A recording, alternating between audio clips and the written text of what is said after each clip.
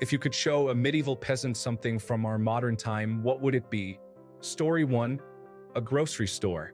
Amazing new technologies are impressive, but without the context to understand a lot of how it works, I think they would chalk it up to magic or something. But they would know what food is and how difficult it is to grow and produce, probably even better than we do considering they have spent their whole life growing food. They would understand how incredibly complex it is to produce the quantities and varieties of food in a grocery store. Then I would start explaining to them how much each of the items cost in terms of a day's wages. I think getting them to understand that we have built a society where anyone can walk into a store and buy such an incredibly large variety of food for what they would see as dirt cheap. Yes, even with recent inflation, food is dirt cheap compared to what it would have taken to make it back then. Would be absolutely mind-blowing and would probably go a long way towards getting them to understand the scale of our society. Story 2.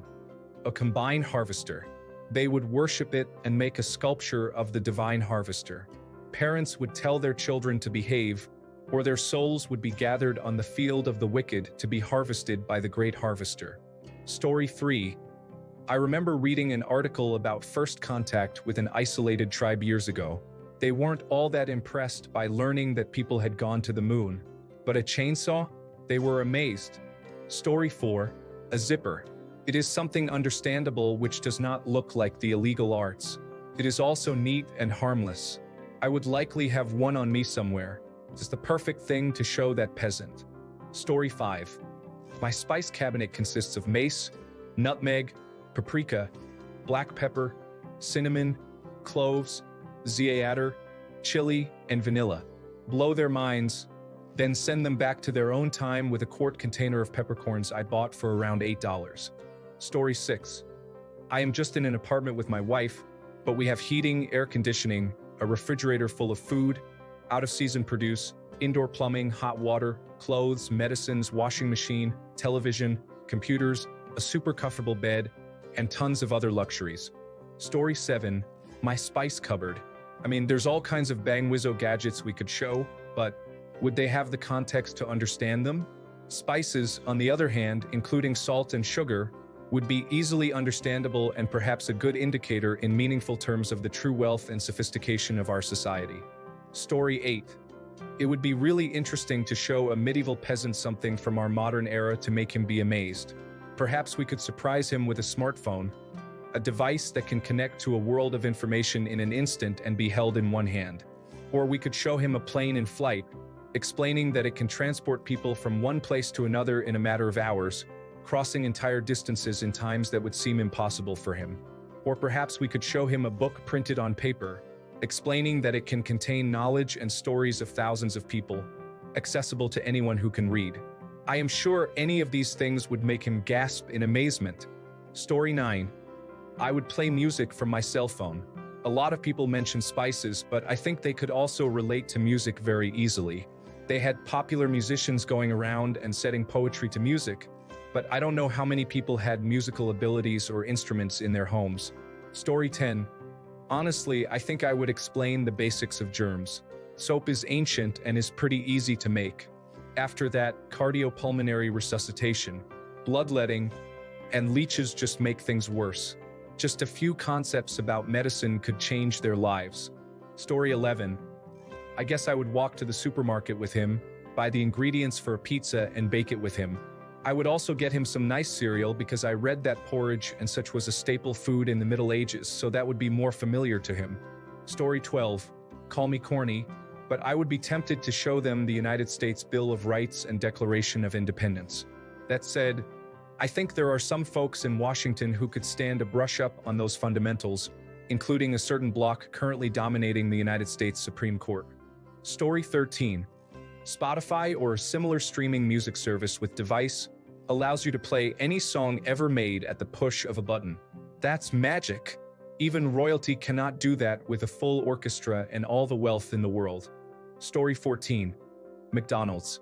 A cheeseburger, chicken nuggets, fries, a McFluffy, dips, and a soft drink all in a bag together would absolutely blow their minds.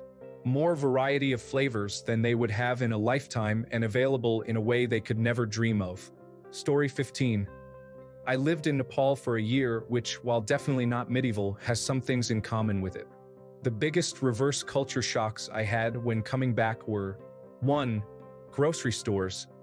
There was just so much of everything, and the produce was so big and so perfect, and it was just always there, always available, not just on market days. 2. Highway systems. Everything moved so fast, and the roadways were so big. 3. Downtown city areas. This was twofold. First, that the buildings were so tall and so shiny, all that perfect glass, man. And second, that the cities were so clean, relatively. Modern trash collection, street sweeping, water management, and general city maintenance are nothing to scoff at. Folks, for communication, specifically video calling, not a reverse culture shock, but something I think people from any era before the modern one would appreciate way more than we do. Our near instantaneous communication with people all around the world.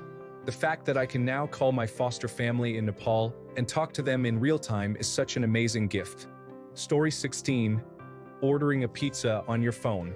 From customizing your order, to paying for it, to knowing when it's in the oven, to them boxing it up, to seeing it on a map where in the world the driver is on the streets in real time, to him handing you your pizza at the door.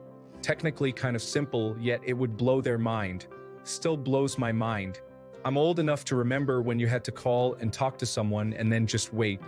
Story 17, germs under a microscope reveal much about germ theory, sterility, and the basic pathways for infection like sexually transmitted diseases, bloodborne pathogens, respiratory infections, fecal-oral pathway, and food and water contamination, among others. Understanding these can help determine what type of infection one may be dealing with based on the symptoms. Materials requiring modern precision and mass manufacturing are not feasible for replication in certain contexts. However, the capability to produce alcohol was present. If there had been awareness about germs and their transmission methods, countless lives could have been saved across all countries. It is notable that even in 2019, our best immediate response to combat a new disease involved washing our hands with alcohol and attempting to avoid inhaling droplets or aerosols. Modern technology is not necessary to decide to stand 10 feet apart instead of 3 feet when there is a sudden spike in illnesses. Story 18, my 3D printer in sport mode. I don't use that setting because I think it will break the machine, but if it blows my mind, it would be astonishing. Materializing objects in mere minutes out of thin air. Story 19, mobility aids for the disabled. Maybe it's because I am personally disabled, but I would love to see someone from the past react to these amazing creations. Some people today cannot go without them, and I am so very grateful that we figured out how to provide aid to people who are physically limited.